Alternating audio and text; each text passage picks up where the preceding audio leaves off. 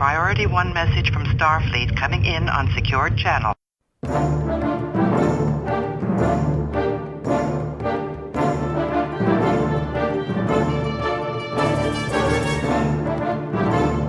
You are listening to the TrekRanks podcast, a member of the Tricorder Transmissions Podcast Network. This is episode 95, featuring the top 5 Lower Decks Season 1 moments. Welcome, Star Trek fans. I am Jim Moorhouse. I am the host of the TrekRanks podcast, and tonight we are breaking down the latest incarnation of Star Trek. It is the wildly successful and popular first season of Star Trek Lower Decks, and hilarious, I should say. So tonight we're doing our top 5 Lower Decks Season 1 moments. Such a funny, incredible, smart first season of Star Trek. We love it. And joining us for this fun topic, we've got 2 TrekRanks returning champions. We've got Brooke Horton and Ron Wrobel back with us. Welcome back, guys. Nice to be here. Excited to be here. What a fun topic. Yeah, this is a good one. So, Brooke, this is your 5th time. You did our Picard Season 1 moment, so we brought you back for this one. Yep. And Ron, this is your 3rd time. You did sneaky good episodes and comedic characters. So this topic's a little more finite for us. Love it. All right, let's get started with our quick TrekRanks recalibration. What are you recalibrating? Everything. It's a sweeping, a recalibration of all systems. General order number 1 here at the TrekRanks podcast that we love Trek and we love to rank Trek via some deep dive topics just to get the conversation started. And remember, it's not about the ranks. That's just our excuse to talk about Star Trek. TrekRanks is basically just a big old celebration of differences. There are no wrong answers at TrekRanks. Come on, no wrong answers. It's not about being right or definitive in any way. It's about sharing the things that we love about Star Trek. And we love it all from TOS to TNG, straight through to Enterprise and the Kelvin timeline. And I'm going to rattle them off: Discovery, Short Trek, Star Trek Picard, Lower Decks, and very soon we'll have Star Trek Prodigy as well. Black alert. Black alert. And a reminder that this episode of TrekRanks is current through Star Trek Picard's first season and through the complete first season now of Star Trek Lower Decks, obviously. Interface, net access, channel 90. And you can find TrekRanks on the net access interface links at TrekRanks.com. You can contact me directly on Twitter at TrekRanks or at Enterprise Extra. And you can also call and leave us a message with your own picks at 609-512-LLAP. That's 609-512-5527. Okay, Brooke and Ron, why don't you guys let everybody know how they can get a hold of you on the net access interface? Brooke. I'm on Twitter at Awayland Moon. And I usually say I'll be at STLV, but I don't know if I'm ever leaving my house again. But here's hoping. Here's hoping. Lots of good Star Trek talk there. And how about you, Ron? I'm on Twitter at TrekkerRon, and I'm right there with Brooke in regards to STLV. I'm hoping we can all be together in 2021. Someday we'll be in the same place celebrating Trek again. All right, let's activate our level 1 diagnostic to get into today's show. Diagnostic cycle will be complete in 20 seconds.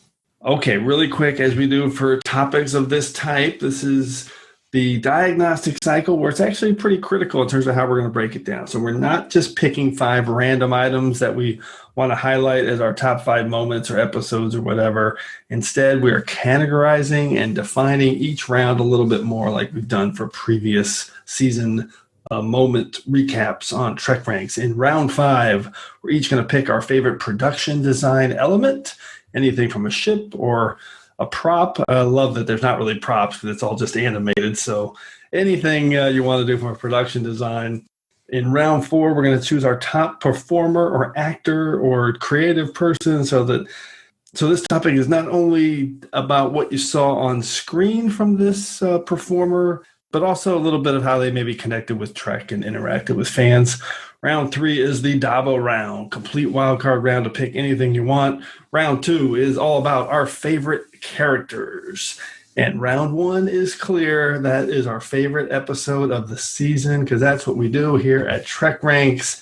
And then, of course, in secondary systems, we'll just throw a bunch of stuff on the wall because there's going to be so much to talk about with Lower Decks. All right, let's get into our prime directives. I do not concur with your captain's decision. She's following our prime directive. Define prime directive. Okay, Brooke, let's start with you. How did you define your prime directive to finalize your Lower Deck Season 1 moments? I admit, much like when we did the Picard Season 1, it tends to be pretty simple. It's kind of Marie Kondo-esque. Yes. What sparked joy? That's really all I can do for a topic like this. But, I find that the diagnostic cycle is a really excellent format to try to break down a whole season. So, again, I just chose the things that made me laugh the most or brought me the most joy. I love that, and I had forgotten that in Picard. It works so good there, just what brings you joy. And yes, the diagnostic cycle helps you kind of narrow it down and focus yourself. Otherwise, it's so hard to cut through it all. How about you, Ron? Very similar, just kind of went through and whatever stuck out. One of the joys of it being such a short season was it was really easy to rewatch everything a couple of times and just run with it. Yeah, and I should say that we are recording this just a mere 12 hours or so after the season finale dropped. And for those of you listening who obviously have seen the season finale, wow, okay, well, I'm sure it'll come up at some point. As for me, my process was a little bit different from our previous versions of this because the fact that it was an animated show just changed the way I looked at it with in terms of production design and costuming and the performances. I've watched Futurama and I've watched Family Guy and American Dad, some of these funny comedy shows, but man, to really immerse myself in it like I did with this series, I was so impressed by the voice acting. It really ended up being a big part of my focus for my prime directive on narrowing down these picks. And yeah, I try to cover as much as I can for sure in my 5 picks. So, all right, let's get into the order of things with Third Ramadaclon. I am a Jem'Hadar. He is a Vorta. It is the order of things. As always, just a quick reminder on how we're going to go through the order of things. First, everyone will start with their 5-word summary and a hashtag to tease their pick. Then we'll each reveal our favorite moments from Lower Deck Season 1 and the reasons we're highlighting that as a specific pick. And we'll always try to associate an episode to our pick. And then at the end, we'll ask everyone for a few secondary systems to see what choices maybe just missed our list. And as always, if we have any duplicate picks, make sure you listen for... Ooh, pew, pew, pew. Good work, gents. Let's keep it right and tight. Pew, pew, pew. I was hoping you'd have some custom... That is my custom sounds that you pulled. That's right. That was Ensign Bradwood Boimler. Keeping it right and tight. Pew, pew, pew. Okay, Brooke, let's kick this off with you. What's your number 5 pick for your top 5 Lower Deck Season 1 moment? Okay, my number 5 pick for the production design round. My 5 words, all of that 90s energy, and my hashtag is something old, something new, something borrowed, and something blue. And my pick doesn't have an episode because we get to see it every single week, and it's the opening sequence of the Yes, that was going to be in my secondary systems. The opening sequence. This one was pretty obvious, not only because, as Ron said, we've rewatched everything and it stares you in the face for, 10 episodes. But if you're a sucker for 90s Star Trek, like everyone on this podcast today is, and most TrekRanks guests are, the opening sequence to me just had so many feels. We get the slow pan across these celestial bodies, and we get shots of the ship from every angle, and we get this is my favorite, the nacelles whooshing by to transition the shots, which of course is a Deep Space Nine hallmark, and we get the Cerritos warping off into the unknown right at the end. It literally checked every box, and to be honest, my pick is kind of a cheat, which I know is encouraged here because I'm choosing the credits, but I'm also choosing the music. I really love the Lower Decks theme. It's really right up there with my favorites now at this point. For me, I could never do justice talking about the music like maybe Carl could. And honestly, I'd love for Carl to talk about the music from Lower Decks. But for me, at least, it really instantly conjures up both The Next Generation and the original series films. But with that said, though, I guess while it conjures up memories, I don't consider these credits to just be kind of a regurgitation of the old formulas. It feels like the sequence really fits this show, this unique show, because it's got the baseline tone of kind of that pride and pomp that's normal for Starfleet, but then it's got that overarching sort of misadventure energy that is unique to Lower Deck. So I love it. You nailed it, because it doesn't reveal the joke. The music is like, it doesn't, the comedy, it's not like boing, there's some kind of big like comedy payoff in the music. It's like the music is solid and it's sound and it's Star Trek and it fits the humor, but it doesn't like relay that a joke is coming or that it's part of the joke. It's really amazing what this guy did, especially in Crisis Point with the movie themes and the homage there. And of course, Brooke was talking about Carl Wonders, who has been on TrekRanks a few times.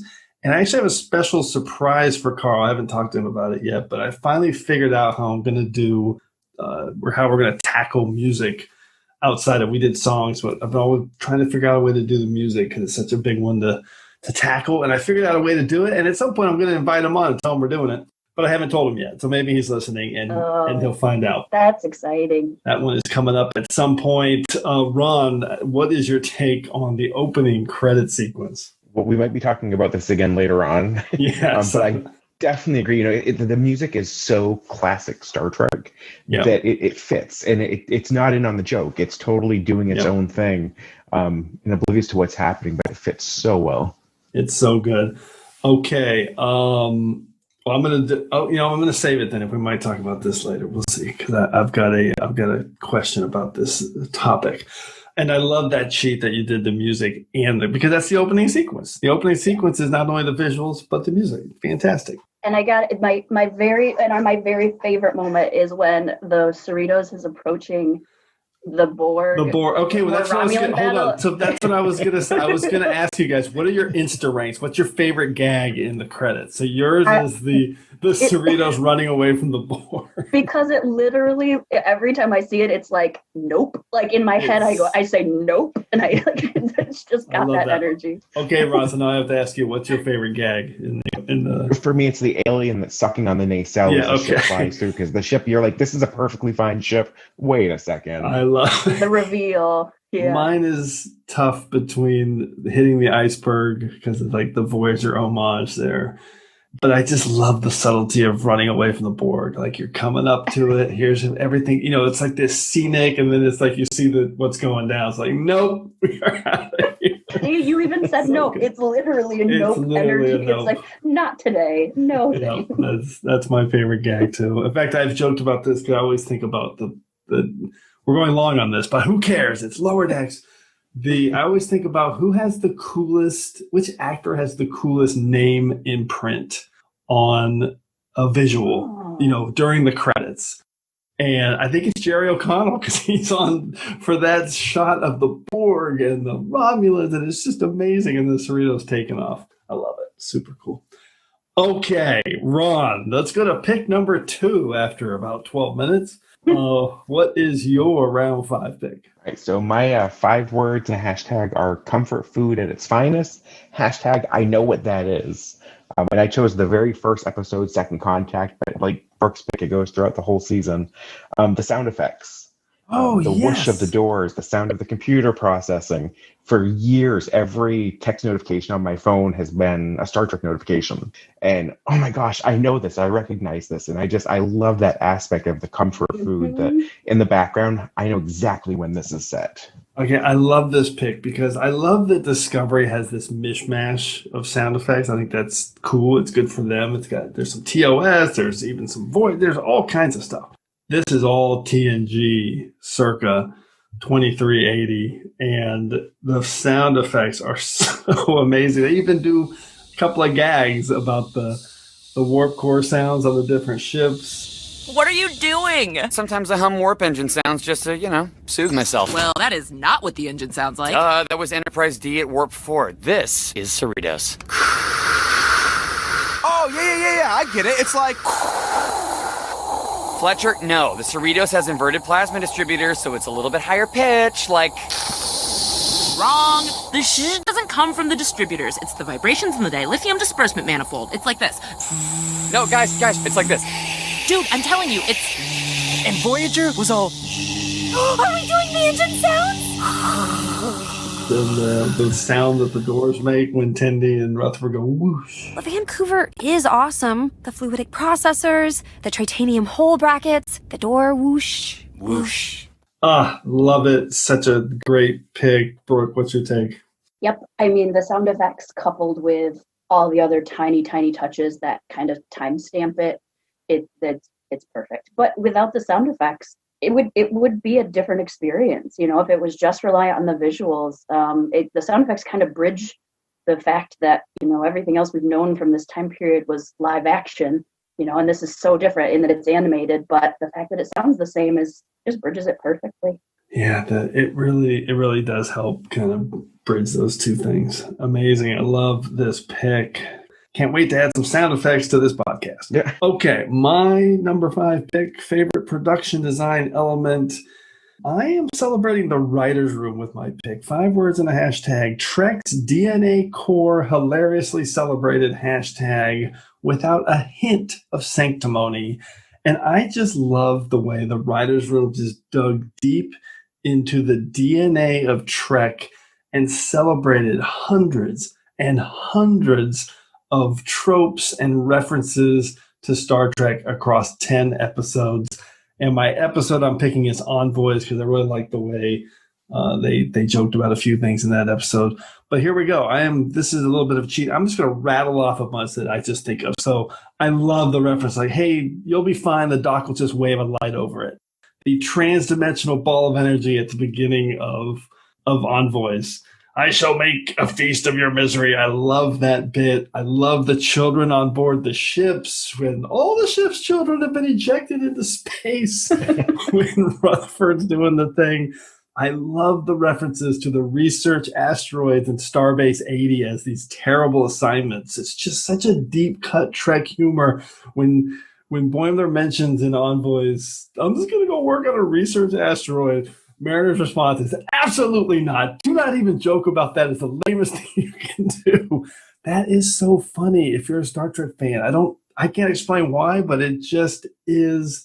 And the Starbase 80 joke's one of the funniest things I ever heard. Damn, Starbase 80? Oh no, I am so sorry. I didn't mean to. Don't try to butter my bread, Ensign. I've heard about you. But I didn't. What? You're a disgrace. You want to goof around? Go work on Starbase 80. Damn, Starbase 80? Ransom speechifying at the aliens and temporal edicts and fighting to the death with all his Kirk moves, those old scientists, buffer time, all the great briefing rooms scenes with pads for everyone, the poker game with everybody folding, derelict ships all over the place with these mysteries to solve, Shaxs trying to blow everything up, please let me shoot their warp core, holodeck malfunctions, Badgie. Hi, can I teach you a lesson? Anthology episodes like Much Ado About Boimler being a horror anthology, Veritas, the courtroom episode, Crisis Point, film homage, Delta Shift, Substitute Captains. I can just keep going on, but I just wanted to rattle off a bunch of things that just filled me with Trek DNA joy for how great this writer's room was. Brooke, what is your take on that really, really broad pick? Well, it's wonderful because somehow you just picked every moment of the entire season as your pick, which feels like the greatest cheat that anyone's ever pulled up on this show. But you're right. In thinking about this list, it was sometimes hard to even collect a cohesive thought rather than just rattling things off. So the ones you listed, I love. And on Badgie, because I watched it again today, and I love that Badgie was not only a holodeck character gone wrong, which obviously there's tons of precedents for, but it was also felt like just a nod to the 90s in general, which is when so much of the best Trek came out. So it was like it was nodding to the whole time period that we all loved. So yeah, it did. It kind of served both. It did serve both those points. I love it. Ron, what's your take of me just rattling off a bunch of like Trek DNA moments? I love it. I think it's the most lower decks thing you can possibly have. Rewatching it today, these episodes are only 25 minutes long, and they cram so many, I don't know if you call them Easter eggs, but so many of these little moments in them, at the same time having such a great story built into each one, often with 2 or 3 different storylines too. These episodes, they're fast and they're cram-packed, and there's just every aspect of the show has substance to it. I'm so glad you said that. 'Cause I made a point not to call them Easter eggs because it's not. They're not just like, it's part of the DNA. It's the core of the show. And you said that they jam so much into these episodes. The first thing I expected watching this show was thinking that I was just going to be wanting more after 23, 24 minutes. I was just going to be like, okay, it's over. I wish it was longer. I wish it felt like, no, I never once. I am so satisfied with these 10 episodes at 25 minutes. I feel like if they were 40 or 45 minutes long, I wouldn't be able to handle it. It's just like there's so much happening. And I never once felt like, oh, damn, I wish that was longer. And I do that on a lot of other Star Trek.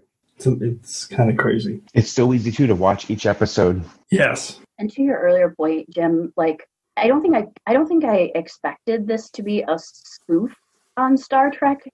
Just because of how sort of reverently it's always been talked about by the creators. But it is abundantly clear, as you said, that this isn't Easter eggs, this isn't fan service, this isn't homage, but it's also another piece of Star Trek storytelling. It's just a different format. Yep, exactly right. Very respectful while being funny. Yep, I had the same thought. Okay, let's go to round 4. Brooke, what's your pick for top performer? Okay, so when contemplating this choice, I kind of ended up thinking about what character I felt like would be drastically different if it was voiced by someone else. And so I ended up with my pick, and my 5 words, oh please, you're Mr. Starfleet. And my hashtag is macaroni and cheese with breaded top. And my pick is Jack Quaid as Bradward Boimler. Fantastic. The episode I chose, which you just mentioned, which is pretty great. The episode is Envoys, and I actually ended up drilling into a specific scene. And the scene I chose is when Boimler, with his pants around his ankle, says that he should quit Starfleet and study bugs on a research asteroid and eventually get eaten, and no one would know how he died until they find his distress call, and then they have to decipher what went wrong from his shaky video log. And then he throws his comm badge in the mud. And this scene was brilliant because it not only described the basic plot of about 50 episodes of prior Star Trek between TOS, TNG, and Voyager, but it felt like it was also a highlight scene in an episode that really showed a ton of range for Boimler. I guess I'm just not cut out for Starfleet. Oh, please, you're Mr. Starfleet. No, I'm not. Not like you are. I should just turn in my uniform and go work on a research asteroid. No, absolutely not. Do not even joke about that. That is the lamest thing you could do. I should just study bugs on a far-off planet and then eventually get eaten, and no one will even know until they stumble across my distress call, but it'll be way too late, and then they'll have to spend a bunch of time deciphering how things went wrong based on my final shaky video logs. In just this episode, he hits the notes of, I was kind of looking at the whole arc, and he's got confidence, there's false confidence, there's uncertainty, indignation, despondency, obviously, in this scene, and in the end, when he's bragging at the bar about Mariner's mistake with the Ferengi, or supposed mistake, he's got this brashness that generally we don't see from this character. And so Boimler's literally a ball of emotions, and it feels like Jack Quaid hits all of them absolutely perfectly. And Boimler is about as high-strung as a character can get, and he's obviously written that way. And it feels like to me, if the actor giving him a voice wasn't really hanging with the writing, I don't think Boimler would have worked. And he obviously can hang. And obviously, Jack Quaid is Meg Ryan's son, and she's a goddamn trick. So I love him. For sure. He was doing the hand thing and everything. I love when he says that about the Ferengi. So good. Jack Quaid is perfect in this role, just nails it. I mean, all the cast is. I'm so glad you picked him. Ron, what's your take? Yeah, I mean, I think his character, too, is the type of Starfleet officer we would all end up being. Right. We get in there, we're excited to be there, we want to impress, and it's just one small thing right after another. I think, Jack does a great job in this role. I think everybody connects to Boimler for sure. He's unbelievable. All right, Ron, what's your pick? So my pick, my 5 words is not in on the joke. # it's all in the music. I went on the creative side and chose Crisis Point episode, Chris Westlake, who's the composer for Lower Decks. Both the theme song, the music, everything about the music in this show is top-notch Star Trek. And honestly, this might be my favorite theme song from all the different series at this point. Incredible. I mean, the movie, the way he made that movie music, it sounded like you were watching a Star Trek movie. It literally sounded like the themes, but different. I don't know. It blew me away how good he was.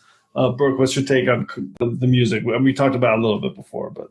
Yeah, the scene you're referencing, I think, Jim, there was a moment where I'm like, oh, I'm listening to the motion picture theme. I'm like, right. No, I'm not actually. It's just so in the same family and feel. It completely threw me. It perfectly integrates in with all of its peers. Yeah, and there was a great moment in episode 3, Temporal Edict, when Ransom's fighting on the planet, and he really buries in some TOS theme fight music. Yeah, and just so clever. The guy, really, really impressive. I love that pick. Thank you, Ron. Okay, close out round 4 with my pick. 5 words and a #.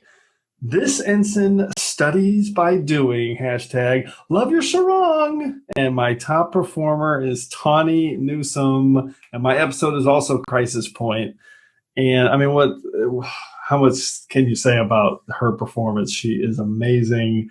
She's engaged with fans on Twitter. She's hosting this Star Trek podcast and doing an incredible job there.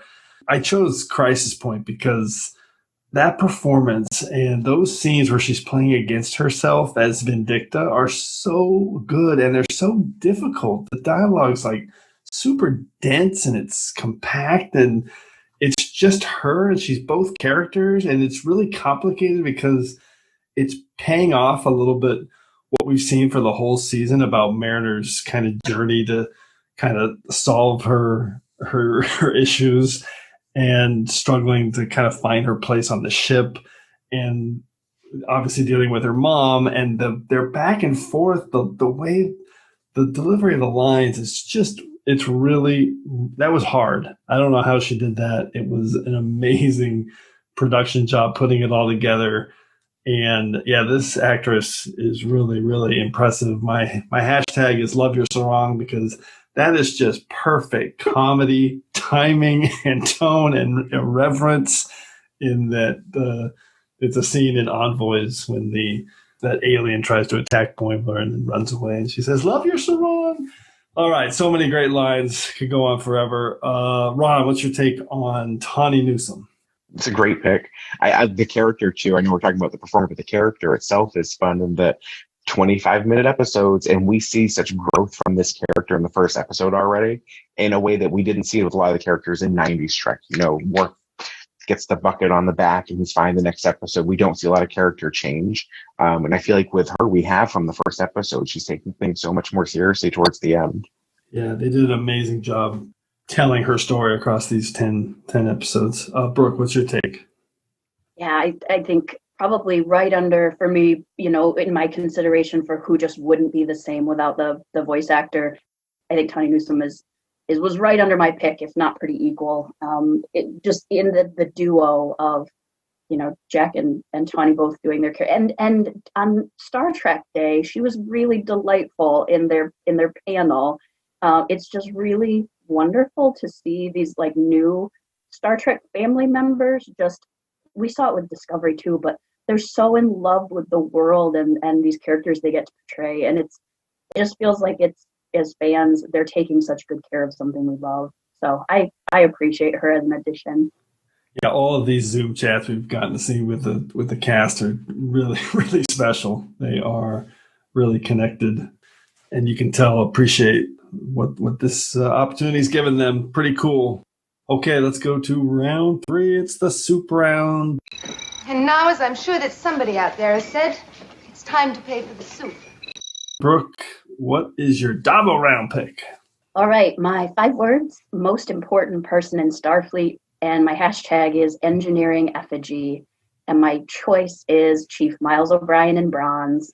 And the episode is Temporal Edict, and there's not a lot to say.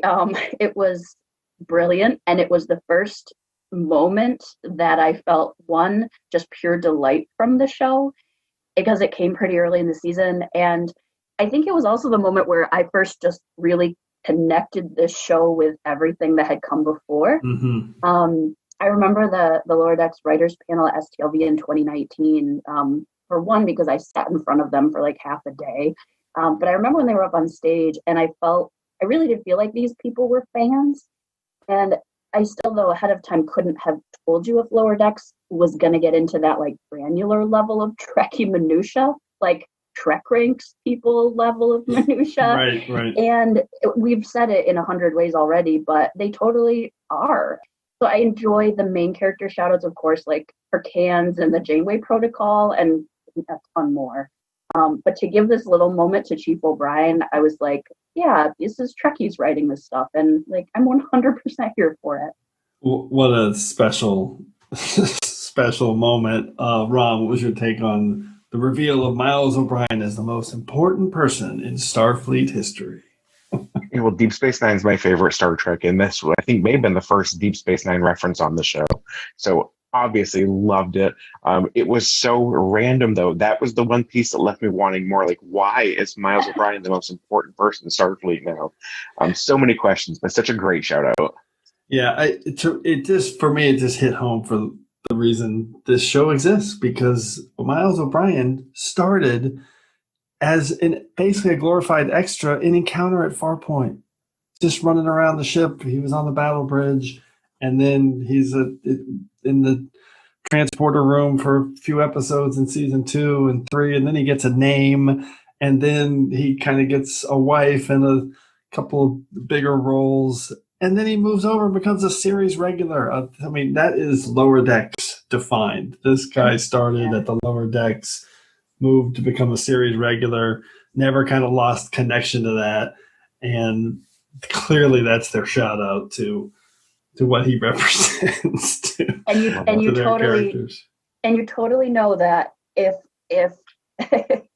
O'Brien and Mariner could both talk about like being pulled from what they actually love and shoved into a command role, they would grumble for hours together about why it's better to be, scraping, what is it? Scraping carbon off a slightly harder carbon. Like, they both have more fun doing that, and neither of them really wants to be on the bridge. And O'Brien could just waltz into this episode for sure.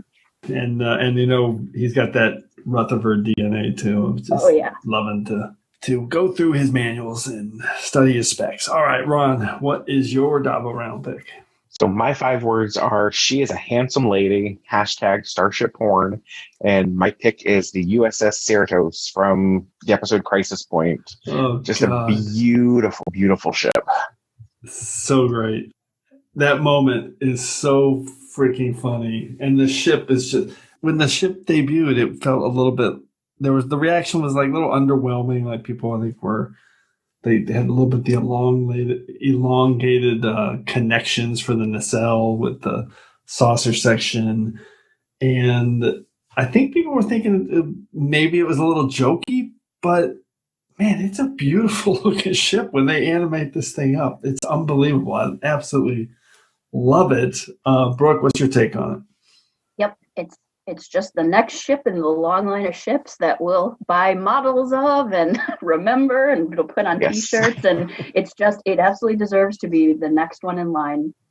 Absolutely. I love the references that Captain Freeman at the end of No Small Parts when she's like, I don't want to sovereign class it up. Just want my regular shit back. I love the color coding too. I mean, that was really clever and original. Yeah. But the way they introduced it with that Starship porn homage to the original, to the motion picture, so good, so clever. Okay, so for my Dive Around pick, I've never really done this before with my Dive Around pick, but after talking about Tawny Newsome in round 4, and obviously I'm going to have my favorite character coming up here in round 2, I've decided that I'm going to sandwich between those two another character / actor call out, because honestly, I said this in my diagnostic cycle, I can't remember being so impressed by the way the voice actors worked on this show and this character and the way this actor did it across, 10, 25-minute episodes. Just amazing. So my 5 words in a hashtag: this pirate breaks the mold. Hashtag, I got to hold a heart. It's Noelle Wells, Ensign Devana Tendi, and my episode is Crisis Point as well. Every week I was more and more impressed by the way she delivered this character. And I'd seen her before in a season of Netflix show Master of None. So I'd seen her acting before, but just no idea that she could do this kind of range. And the way she just imbues so much emotion and warmth and life and energy into Tendi with the way her pitch just gets raised and the inflections of her sentence. And so for me, the most amazing thing is that Tendi they had the same joke across 10 episodes like a dozen times, and it never got old, and I never saw it coming, and it always felt fresh with the positive energy that she brought it. And the joke, of course, is basically her downselling some event like she's about to die, or she's worried that the exocomp's going to overshadow her, or that Rutherford's lost his memory. And in all of these situations, and a dozen times more, Noelle Wells just turned the joke around and raises her pitch and says, I'm about to die with my best friend. We're both jerks. We wanted to be liked and lied about it. I think that means we're best friends. I'm about to die with my best friend. Or, I'm her liaison. Peanut hamper fitting in is my greatest victory. Meld that flesh, girl. And you know what this means, right? We get to become best friends all over again. When Rutherford loses memory, there's just so many lines like that. And it's literally the same joke over and over again. And I never saw it coming. It always made me smile. I love this performance. I love Tendi. And Noelle Wells is incredible. Brooke, what's your take? I really, really appreciate your pick. I mean, I appreciate why you picked it and what you shared about it. And you kind of put your finger right on something that I had been aware of and appreciated, but hadn't really thought about it in such clear terms. She's the ultimate silver lining character, and we need that right now. Tendi is exactly the person that I need to be trying to be more like. We've all talked about how we'd probably be Boimler, and we all know we wouldn't really be Mariner because we would all treat Starfleet with such reverence. But we all should probably be Tendi. Of everyone, she's just pure and she's inspired, and yeah, she's wonderful. And she is another in the long line of those kind of characters, but she's one of the best.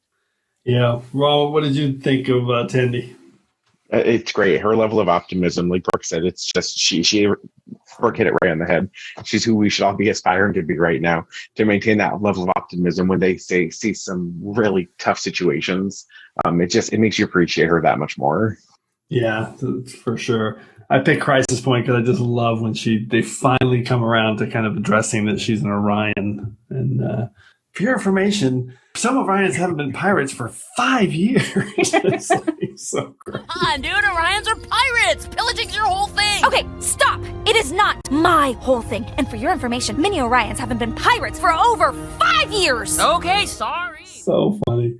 All right, let's go to favorite character. Brooke, what's your round 2 pick? Favorite character? Okay, my 5 words: dark place that knows things, and my hashtag is I have seen stuff. And yes. My pick for top character is Ensign, and for that one episode, Lieutenant Beckett Mariner. Love it. Yeah, based on my own weirdness and the way that I approach the show, I question whether I could pick the character that I think most people would call the protagonist. But I kind of just had to set that aside, because honestly, I love this character. I will say it was not love at first sight. At first, I think right in the beginning of the show, I found the show very intense. It was a lot to take in. And at first I found Mariner especially to be a lot for my senses to kind of absorb. But throughout the whole season, what I fell in love with about her was the quiet moments between the boisterous moments or the intense moments. The really thoughtful times where you kind of peek behind the animated persona that she being Mariner, is projecting out to her, her crewmates. And the main thing that I love about her is what I referenced in my hashtag, that, hashtag I have seen stuff. But in my personal love of Star Trek, I tend to really like characters that have been places and have seen things. I gravitate toward them. The Daxes, the Tuvoks, the, DS9 Arrow O'Brien, just there's probably a bunch, but all the Starfleet people who have just really been around and they've seen things and they've experienced things that they make the characters really deep, but as a storytelling device, it allows them to kind of offer us connections with other parts of the Star Trek universe. And Mariner's just, the top of the heap for that, obviously, because we've talked about, Lower Decks being an homage and constantly deferring to what's come before. My episode that I chose was the pilot, Second Contact. Mm-hmm. Specifically the moment when Mariner and Boimler are at that farm with the giant vegetarian spider, and Mariner basically says, "You have to trust me," and then tells Boimler about the sentient caves and the singing crystals and like the Yeti who was a dick. And I feel like that scene really tells us that this character has fully lived in the Star Trek universe, and that's the universe that we love. And from that first episode, every time she drops a tidbit in of something that she's experienced, it's basically just a gift to us as Star Trek fans. So she's great. So good. I love when she yells to Boimler, "Go to your happy place. Oh, picture the warp core." I totally get where you're coming from, but early on it was like hard. It was a little bit tough to adjust to if you're not watching a lot of adult comedies, kind of the rap-a-tap-tap, just joke. Yeah. And the pacing. But the first couple episodes, you had to just kind of, just adjust to Yep. the pacing of this thing. And and Mariner was certainly part of that in terms of, but the quiet moments, you're right. Cause like at the end of Envoys, when she's talking to her Ferengi friend, I just love that moment. It's super cool. He's saying, "Well, I'm taking my wife on vacation." She's like, "Oh, cool." She'd say something snarky to Boimler, but then like quote off camera when he looks away, she'd have this tender look of friendship, or she truly has a persona that she's projecting, which is not me extrapolating much. They talk about it in the show, that she projects this out, but they just make these subtle little moments in between that are really wonderful. And there's even a moment in those small parts at the end for everyone to catch. I'm sure most people have, when he finally admits that, hey, it wasn't about him getting the promotion. He didn't want her to get it because he knew that she would. And then she would leave, and she's like, they're arguing, and then she like turns away and she smiles. And she's like, "Oh yeah, we're friends." That's it, exactly. Cool. Those moments are peppered in there once you do your rewatch. Once you've gotten to know them fully, it's like, oh man, there's depth here. Yep, so cool. Ron, what's your take on Mariner? I'm with you. Initially, the first episode, it was very busy. And I don't think we had the best first impression of her. But by the end of the second episode, Envoys, like you mentioned, when she's talking to her Ferengi friend and she set that up to make Boimler feel a whole lot better about himself, it shows that she really exudes this selfishness, but in reality, it's the complete opposite. She's selfless, and she would do anything for her crew. And we see that in Crisis Point. When she comes right out and says, "Why would I want to leave this ship? My best friends are on this ship. My mom's on this ship." So I think we start to see layers of her character that really show that she cares very deeply about what she does. She just has a very different way of showing it. Yeah, and you nailed it at the beginning. It was tough, and in that first episode, I had a lot of people like that sent me notes, and I talked to were like, I didn't like the way she behaved on the planet and this and that, and I kind of got it, but at the same time, I trusted that they were developing her character long term in terms of her actions and motivations and everything else. Well said, Ron. How about you? What's your number 2 pick? So my number 2 pick, my 5 words are, I've been good all month. # he's with the Prophets now. I chose the episode No Small Parts, and that's Shax, our security officer. Oh my God. Good pick. Amazing pick. And he's so angry that hopefully he's at peace now. Because every scene that he speaks, I don't think he has ever once spoken without yelling, which is just, I don't know, I find it to be very fun. Yeah, amazing. And the actor whose name I would never be able to pronounce, Tadashori or something, I looked him up on IMDb before the season started. Everybody should look it up. He has like 800 listings for jobs that he's done. It is unbelievable how long this guy's career is. Like voice work? In voice acting. Yeah. I mean, I'm telling you, there's 800 different jobs that he's worked. I didn't know anything about him. Obviously they talked about him on the panel earlier today that closed out the season, and they talked reverentially about his career. I didn't know about it till I looked it up on IMDb about 2 months ago, and I was shocked when I saw that. But yeah, the character, so good. Just always wanting to blow something up. That whole homage to Worf. And he actually felt really Bajoran. I'm not sure why, but I just think that was just a really clever character, clever casting. And it looks like he's gone, but you never know in Star Trek. Brooke, what was your take on Shax? I really liked him, and I think he probably seems Bajoran to us because of Kira. Otherwise, our examples of Bajorans are so different. But I think my two most standout moments for him kind of tie together. When Rutherford was switching departments, or not departments, but when he was changing specialties, and all the bear pack talk and the supportive way he ran his team, they were wonderful. And then in the finale, when just before the ship is going to explode, and he puts Rutherford in the runabout and calls him Baby Bear and pushes him out of harm's way. Like, for being this gruff and grizzled looking character, I think he was the biggest softie on the whole ship. He was great. The Baby Bear moment, connecting back to Envoys, was so special. Yeah. Another just microcosm of how good this show is. Absolutely. Mm-hmm. There's no getting around it. Awesome. Deep cut pick. I love it, Ron. Thanks. My number 2 pick for favorite character. This ensign really loves purging. A purge. It is Bradwood and Boimler, and my episode is Much Ado About Boimler. I love that we flip-flopped, Brooke. You had Jack Quaid, and I had Tawny, and you had Mariner, and I have Boimler as my favorite character. I love straight man comedy. I love subtle humor. I love self-effacing humor, and Boimler just crushes it across the board. And I'm always laughing at him and with him. And I chose Much Ado About Boimler because I wanted to give it a shout out. I really love the horror anthology that they did there. I think it's a really great episode with the creepy dog and the mystery on the ship and the farm and all the crew members with the different, Star Trek accidents. I just loved it. And I love this setup for Boimler with the transporter accident. And again, this is a perfect example of how smart and how much these writers need to know Trek to pull off a joke like this.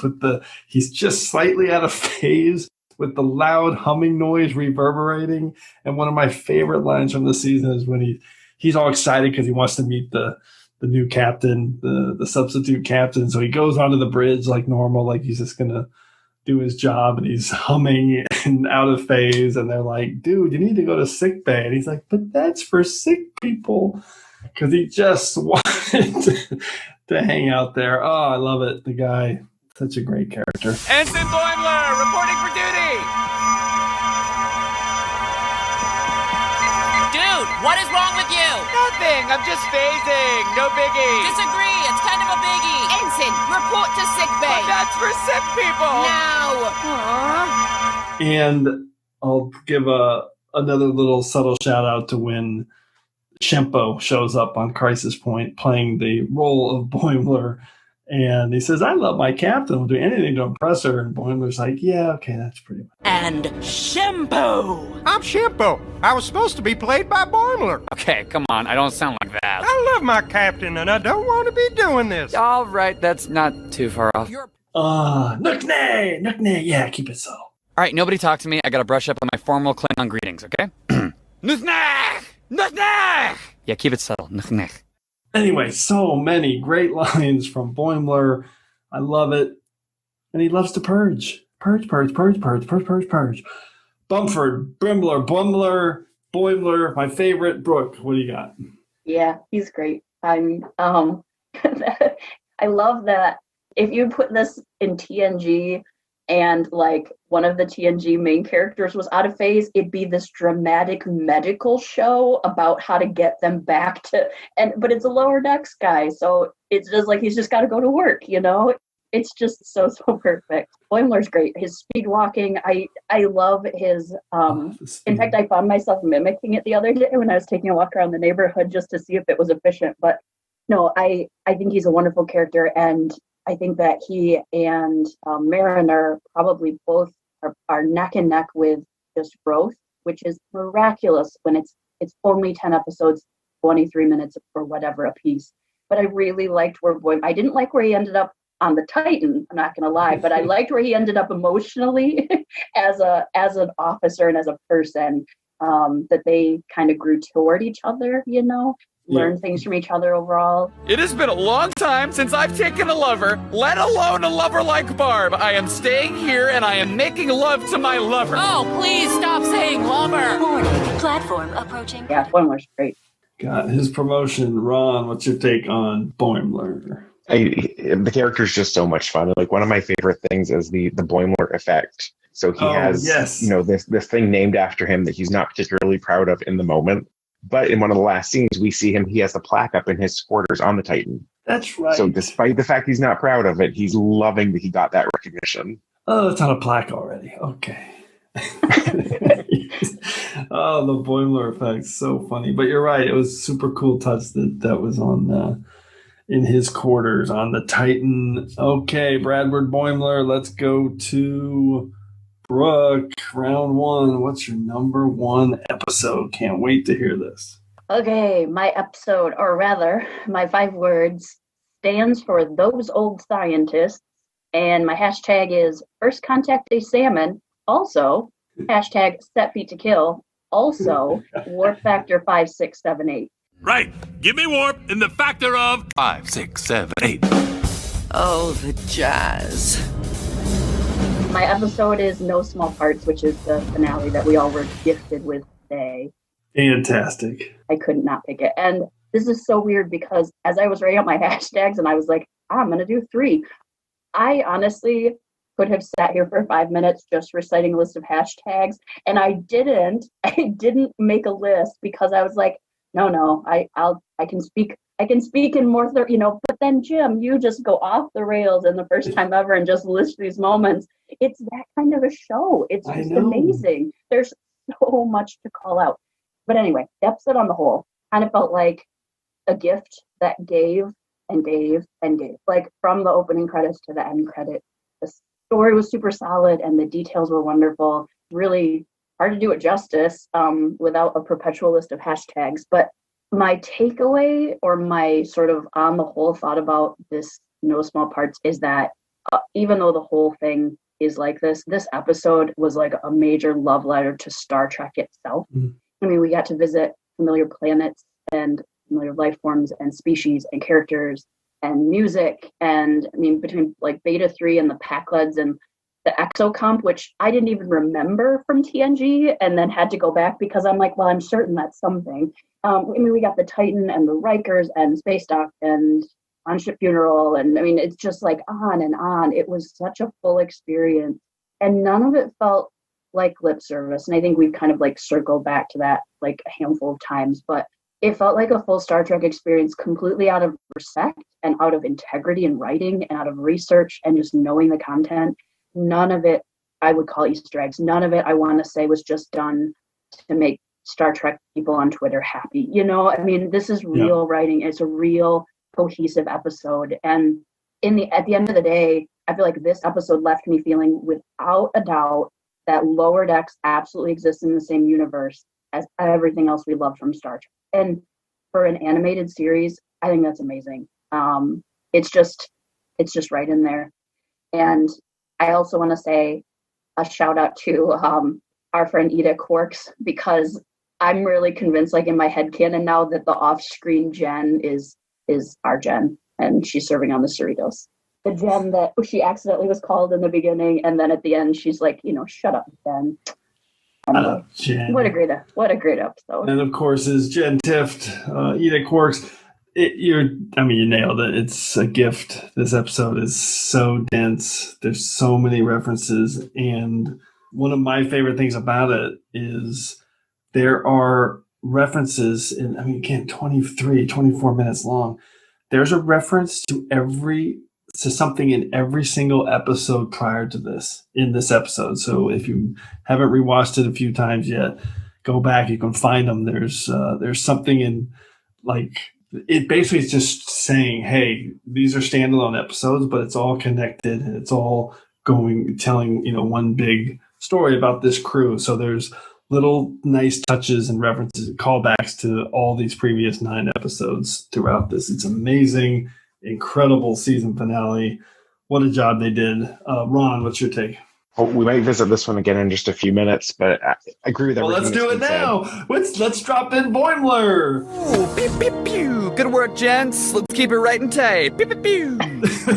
At ease. Pew, pew, pew. Right and tight. Okay. Yeah. My 5 words were: there are no small parts. # love letter to Star Trek. And this episode in 28 minutes sets itself up as being, if this was a Next Generation episode, if this was a Voyager episode, it'd be one of the greatest episodes. There's drama. The scene where Captain Freeman has been hit in the corridor, and we see Mariner have her blood on her hand, and she looks at it. Such a serious moment. We have the loss of one of the main characters, but something Lower Decks does such a great job is it balances that with such great humor. This episode is quite possibly, and I always say this after every episode comes out, that it could be one of my favorite episodes of Star Trek right now. There's so much in this episode. Well, this time you would be right. So this episode is unassailably great. It's, there's sometimes people talk about recency bias, but you can't tell me that in 3, 4, 5 years you're not still going to think of this episode as an all-time classic. It's wasn't there just like a cinematic quality to it too? I mean, yes. It's shocking to me that was 20 some odd minutes. Another Enterprise. I was dying when I saw that with the Packlids too, just to bring them back, because I don't know that we've seen the Packlids on screen since TNG. I mean, that episode was perfect. And they did this, and I actually said this at the beginning in my first hashtag. One of the things that this episode does too is it doesn't take a shot, but it makes a statement about Starfleet and the Federation and kind of being good at observing but not following through.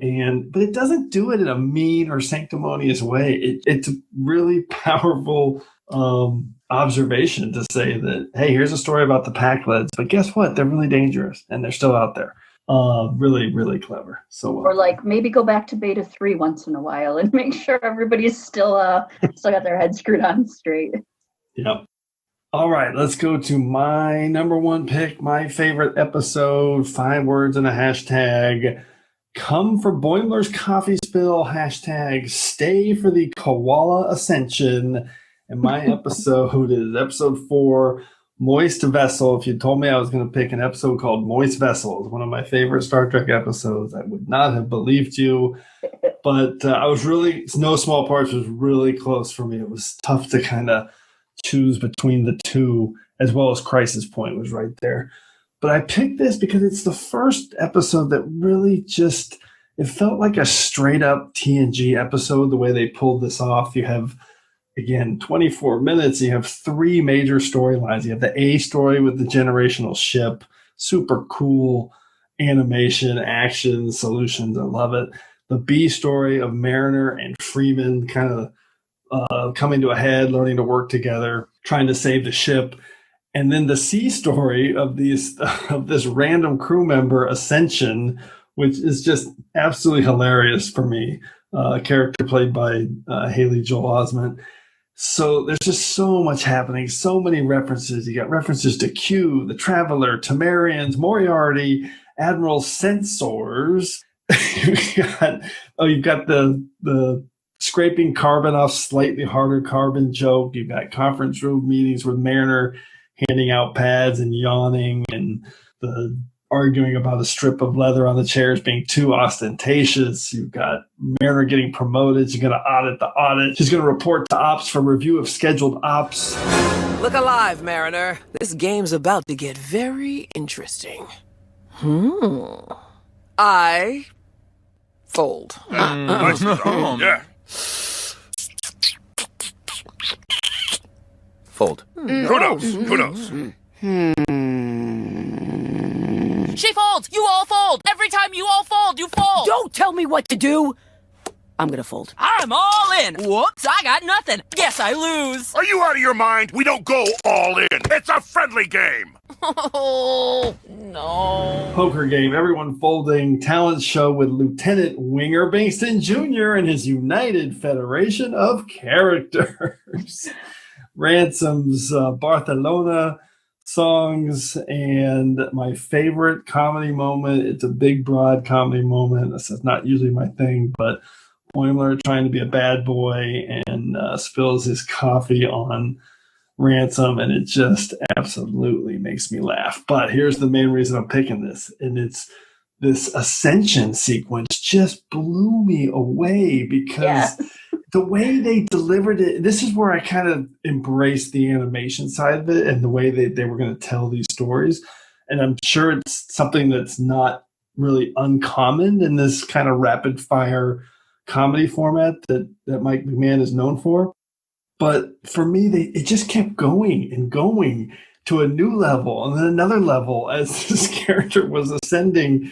I thought it was going to end like 3 times, and it just kept amping to the next level. And Tendi is so funny in this mode. Like, drop back into the physical and roll. Drop back into the physical and roll. And why is it taking so long? And then, of course, it ends with the amazing the universe being balanced on the back of a giant koala. So good. I just love it. And then it ends with the silent boots just dropping in front of her. Okay, wow. Like, oh, that actually burns. Is this supposed to be happening? Oh, it burns. Okay, you're smoking? It burns! Ow! I don't want to ascend! No!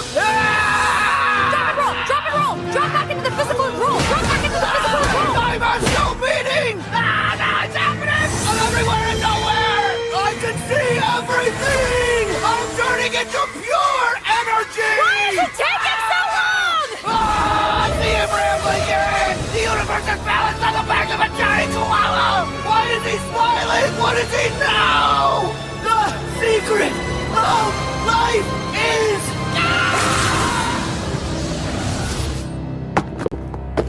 All right. Well, good luck being everything. Sorry I helped. It's just, I don't know. This episode just had it all for me, and I love it so much. So, Ron, what's your take on Moist Vessel? Ditto. The animated aspects of this, it lets them do things that would be so hard to pull off with live action. And they're able to just insert comedy to the most random places. A koala. Why? Why a koala? Why is he smiling? Like, it just creates so many more questions. Like, what is happening? But done in a way that's just so funny. Yeah, absolutely. Brooke, how about you? Also had one of your patented tendy positivity moments, right? Like, I'm going to die with my best friend. Oh, that's right. Yep. Yeah. And I loved the meta nod to what is otherwise a glorified extra, basically on any other Star Trek ship, like wanting to, recognizing that you have to have something unique about you or suffer in order to be noticed, And I mean, that's absolutely a very cool nod. Yeah, I'm so glad you said that. That was going to be my original hashtag. I was the Ascension guy. Yeah, yes. For so long. And the perfection of him being the Ascension guy and still only being in one episode, because you're only ever in one episode. Exactly. You're not, a main character. And yeah, it was great. So clever, so clever. All right, let's get some secondary systems picked. I mean, we've covered a lot. We're going to cover some more. Let's see what you can do with the secondary systems. Brooke, what do you got in your secondary systems? Okay, just a couple. Again, this rapid fire desire to just name awesome things from this show. So I guess all of my secondary systems are probably Davo round picks, but I loved Quimp the Ferengi. I loved everything about him, and I want to see him again. I love the Cerritos bar logo. That's the Delta with the martini, the toothpick and the martini olives. I loved the signatures of the Lower Decks crew at the end of Crisis Point. And then and also in that same episode, Mariner quoting from The Tempest. Both obviously a nod to Undiscovered Country. Yep. And then as a secondary talent pick is Gillian Wigman, who does Dr. Tana, but then also does two other characters. And not only is that always impressive when you can do multiple characters, but that doctor, I mean, I am enjoying the profanity way too much from that character, and I think she just does a brilliant job. So, congratulations! You look like a f***ing scratching post. Want me to clean up those disgusting scars? No way. No, these are my trophies. Congratulations! You look like a f***ing scratching post. So good. What's the 88? And they're just like, are you f***ing kidding me? Oh God, that's right. When she says no wrong answers. Oh God, I forgot. I need to add Captain Freeman at the beginning with no wrong answers. So you've already heard it, because now I'm talking about it. So I'm going to add it. And I love that Ferengi with a monocle. So adorable. so clever. Ron, how about you? What do you got? I had the Ferengi were at the top of my list too. They are my favorite species in Star Trek. That's right. And was so disappointed in the start of the episode that they went back to like TNG Ferengi. Yeah. And then it all makes sense at the end of the episode. I love that. Just a couple other ones. The Visit to Deep Space Nine. Yes. Oh, great. Kind of had to pause the show and like, wait, are they where I think they are? Like, that's incredible. Yeah, with the pylon in view. So cool. Captain Freeman, the fact that she is a believable Star Trek captain on a show that has so much comedy in it, I think is a testament to that character and the voice acting. So good. Badgie. Loved Badgie. Cannot wait to see a lot of Badgie cosplay at the next STLV whenever that happens. That's going to happen, yeah. Yep. Loving the starships like I do, finally being able to say that I saw the Titan on screen. Incredible. Love it. And lastly, Crisis Point, lens flares. Oh, yes. The lens flares throughout that episode were so much fun. Oh, so awesome. Oh, the cosplay element, I had not even thought about. Okay, on my next watch through, I'm going to look for cosplay options. I had not even considered what this is going to open up. That is so great. Okay, so most of mine have been talked about. I was going to just talk a little bit about the L-Car's design and the way it was not only just so visually appealing everywhere on the screens, but also kind of layered into the design of the sets and the carpet, and really, really clever. I also had Chris Westlake, I had USS Cerritos, I had the opening credits, so all of those things we've covered. I think my last thing I'm going to say is just Mike McMahon. We haven't really talked about him. Yeah. And he was my toughest cut. The guy just needs to be celebrated. I mean, you know how hard what he just did to pull off? It's absolutely amazing. I will rant for just 20 seconds that this is what the Orville wanted to be. And sorry, the Orville's not this. I love Seth MacFarlane. I was looking forward to the Orville, but the Orville felt like a rehash and a retread. It just didn't do it. This show, man, it just did it all. The incredible comedy and and the way it built Star Trek into its DNA, which is where I started and where I will end. Oh, I'm going to highlight one more classic joke because I put this in my Mike McMahon. When Rutherford's trying to talk to the guy in sickbay and make him feel better, he's like, think about work. Think about the warp core. I got burned in the warp core. Those are dilithium burns. How are you still alive, man? Such good Star Trek comedy. I mean, you cannot write a better joke than that. Okay, I'm going to shut up. I'm getting sick of myself talking about this, but we needed this show to be rapid fire because that's what the series is. So we've covered a lot of ground, but let's go to our regeneration cycle and recap our picks.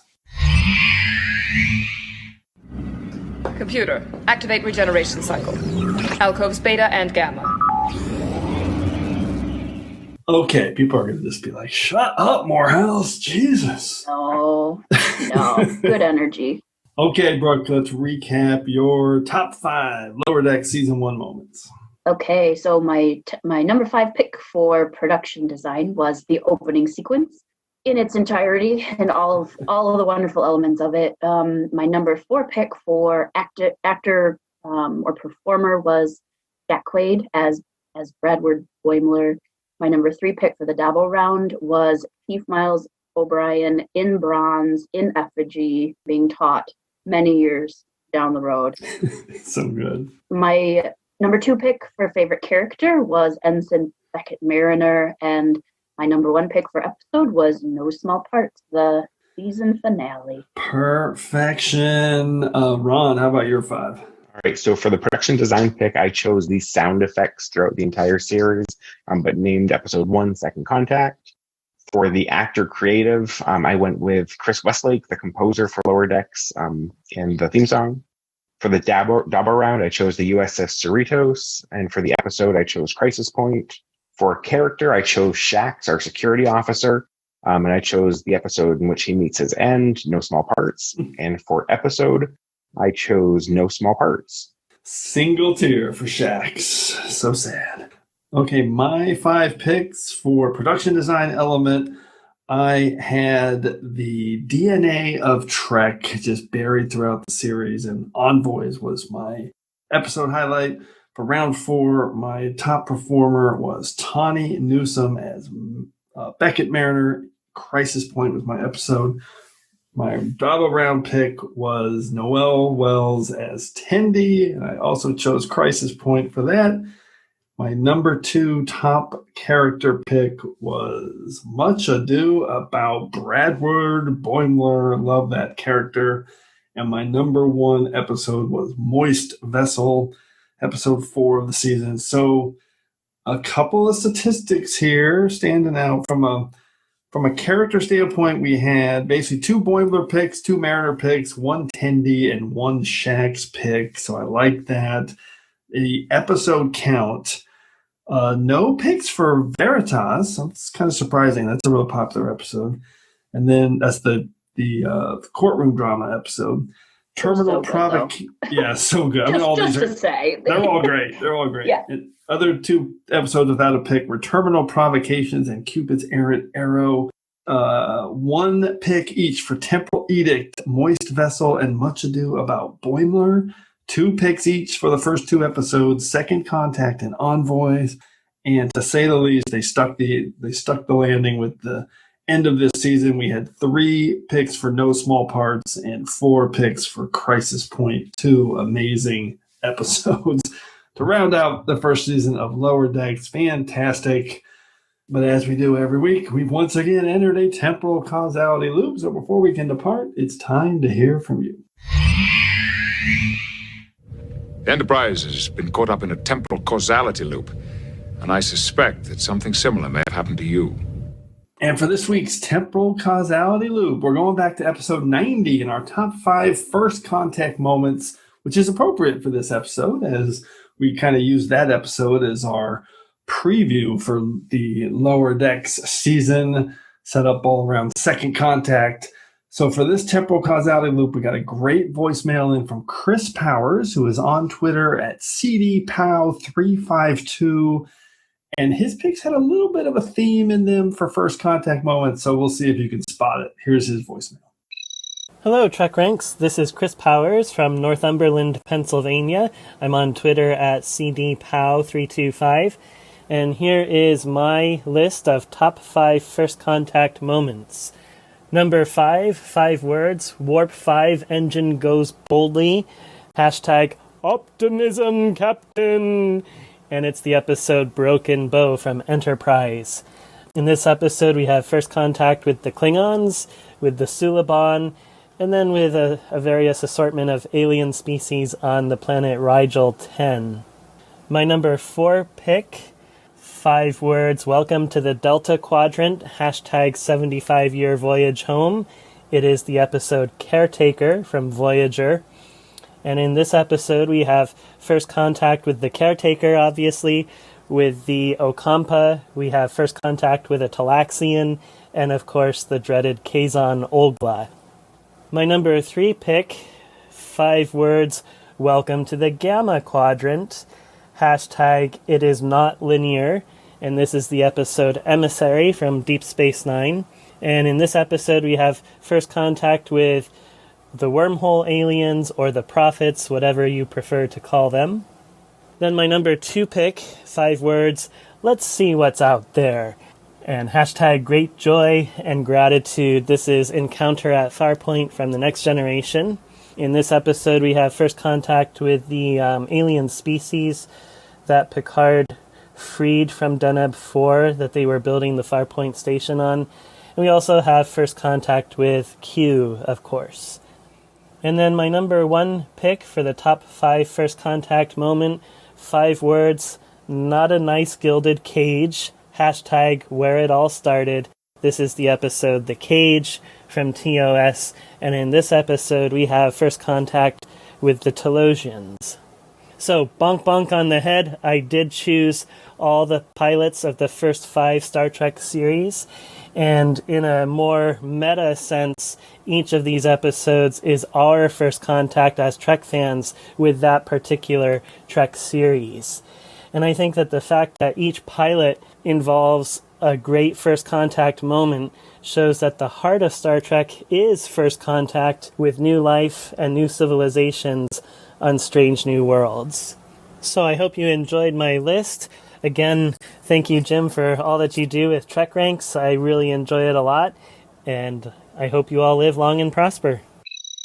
Great voicemail from Chris. I loved his theme of picking a first contact moment with each of the first 5 series of Trek and highlighting the new species that were encountered in those debut episodes. So he did The Cage, Encounter at Farpoint, Emissary, Caretaker, and Broken Bow. Super cool, clever list. Appreciate that voicemail. Love hearing from you guys. So once again, those picks more than enough to get us out of this week's temporal causality loop, but we want to hear from you.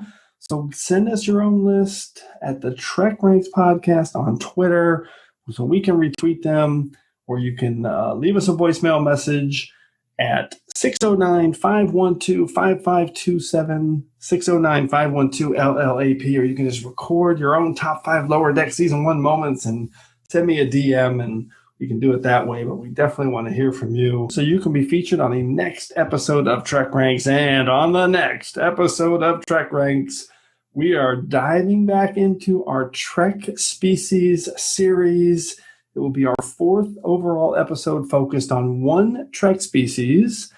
And we are doing our top 5 Cardassian episodes. Can't wait for this one. So, Brooke and Ron, if you had to choose one Cardassian episode to highlight off the top of your head, what would it be, Brooke? Oh, this is the hardest part about this show because I suck with names of episodes. You can do the one where. The one where I think probably my favorite Cardassian episode is the one with Kira and the Butcher of Galatep, and it showed such cool range of not just painting Cardassians as villains, though obviously they were villains in that episode, but they showed quite the opposite integrity too. So, Duet is a great pick. Amin Maritza will be happy to hear that you picked it, except that he's no longer with us. Ron, what is?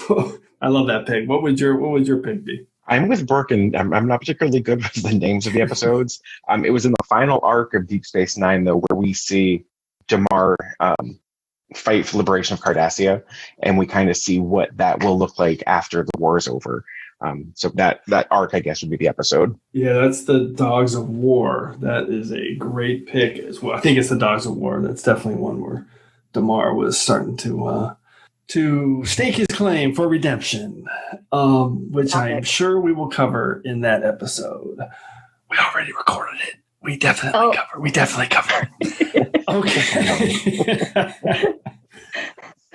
All right. So before we wrap it up here, a huge thanks to Brooke, Horton, and Ron Wrobel. You guys were awesome. Appreciate you guys making the quick turnaround time available to get on and record this show right after the 10th episode aired. So any final Trek Subspace communications you guys want to relay, Brooke? I just want to say that I'm intensely grateful for this show during this year. I mean, I know that you say, TrekRanks isn't carbon dated, but to me, it's really important that we say out loud that we were given comedy and laughter during I know that there's a technical year of hell and it's somewhere in the future and Voyager lived through it and all that. But I mean, for us here, this is pretty much been the year of hell. And to get this gift, man, I am really grateful. It's been brightness and humor that I absolutely needed. Yeah, for anyone listening in the future in their own temporal causality loop, 2020 sucks, except for the Star Trek. Yep. That's like the only good thing about this year has been Picard, Lower Decks. We got Discovery coming up. They just announced Janeway's coming back on Star Trek Prodigy. So the Star Trek news has been pretty damn good in 2020. That's about it. Although that could change in about 27 days. Well, from the time this is released, it'll be about 18 days. Ron, I digress. How about you? Yeah. I just want to make sure. I will just say two things. Yeah, just Trek the vote, and hopefully we can all be together in 2021 at STLV. Yes, both of those things are very important because we need to have a change in about 3 weeks. Okay. Onward and upward to the future that we all love, Exactly. We have to put the work in now. Exactly. Awesome job, guys. Thanks for doing this with me. And thanks, everyone, again, for engaging with us again here on episode 95 of the TrekRanks podcast. As always, I want to close by saying I'm looking forward to standing with you again here in this place where I belong. Hi. I'm supposed to distract you from all this stuff over here, so... I'm gonna be okay, though, right? My implant says there's only a small chance you'll die. What? How small? 18%. Oh, now it's up to 20. You might want to control that heart rate. Oh, God, I'm gonna die! What the hell are you saying to him? Just calm him down! Take your mind off of this. Think about work. Think about the warp core. I got burned in the warp core! Those are dilithium burns? How are you still alive, man? You should be dead! Get out of here! Tendy, take over! Wait, but... Sorry. Don't worry, you're looking just fine inside and out. Oh my God. Oh, thank God. That robot said I was dying.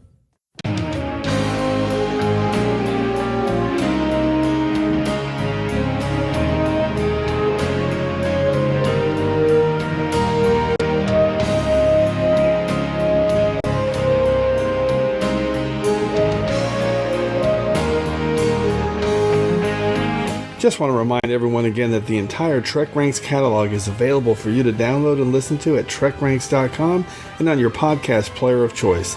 Our episodes never get carbon dated, so check out the topics you've missed and maybe just want to listen to again over at TrekRanks.com. And a reminder to check out our friends 5-Year Mission at 5yearmission.net. They're writing a song for every episode of Star Trek, and you won't believe how great their music is. They also have a podcast at the Trek Geeks Network, so seek them out. You won't regret it.